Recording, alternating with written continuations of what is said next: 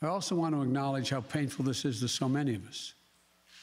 The scenes we're seeing in Afghanistan, they're gut-wrenching, particularly for our veterans, our diplomats, humanitarian workers, for anyone who has spent time on the ground working to support the Afghan people. Those words from President Joe Biden today to our veterans and service members who are watching the events in Afghanistan unfold. Yeah, the video you're seeing right behind me here, the president called these images, quote, gut-wrenching, while admitting that the Taliban takeover happened much faster than anticipated.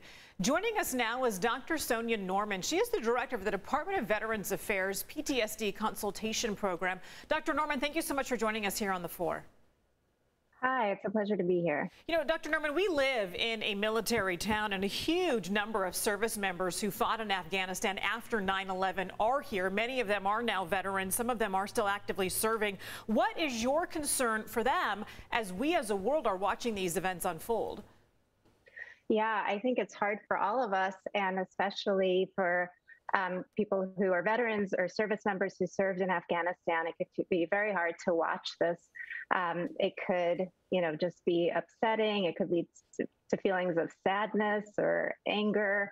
All of that is very normal. Loss, distress. Dr. Norman, so they're feeling that distress.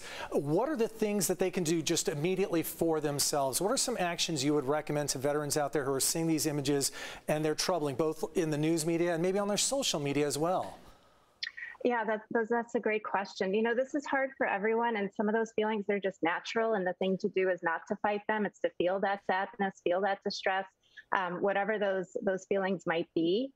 But if folks are feeling like it's lasting a really long time, or it's really overwhelming, or it's keeping them from functioning, then it's definitely a good time to engage some good self-care strategies, maybe even get some help from a mental health specialist, depending on how severe it feels.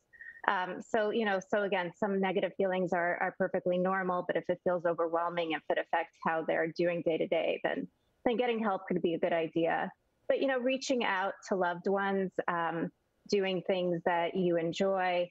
If it's that social media and doom scrolling through the news and all that's really causing that distress, then limit that time. You certainly want to know what's going on, but you don't have to, do it every hour. You don't have to make it a huge part of your day. Limit that amount of time that you're scrolling through the news, that you're getting your news. And Dr. Norman, what are some of the signs that maybe us as family members, or perhaps a veteran themselves, can acknowledge that maybe they really do need to turn it and get some serious help here? Yeah, if someone has symptoms of PTSD and depression or other mental health problems and they feel like they're getting a lot worse, certainly if someone's thinking about suicide, absolutely, it's time to get help. If someone's not sleeping like they usually do, drinking more, wanting to turn to drugs, things like that, those are all signs that it's a good time to reach out for professional help. And just a family member sees that someone's, really struggling more than normal, try to check in and see what they need. Sometimes someone wants some time alone. Sometimes they want to connect. Sometimes they want to be distracted. Sometimes they want to talk about it. So, it's good to check in. Dr. Sonya Norman with the Department of Veterans Affairs PTSD Consultation.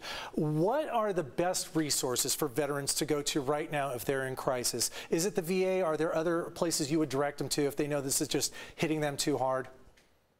Yeah, if they want to talk to a mental health professional, the VA is a great place to turn, and they can get to the right place, to the right help there. Absolutely. There's vet centers as well for combat veterans who served in Afghanistan that are great for support.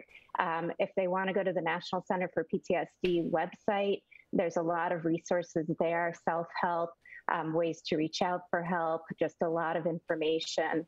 I know you have the number for the Veterans Crisis Line that you're going to share. That's a great resource for someone who needs support right now. Well, Dr. Sonya Norman from the Department of Veterans Affairs, we do appreciate your expertise in this topic. And I do want to remind our viewers that if you do need that phone number, it was at the bottom of the screen. I'll repeat it here one more time. That Veterans Crisis Line is 800-273-8255 and press number 1.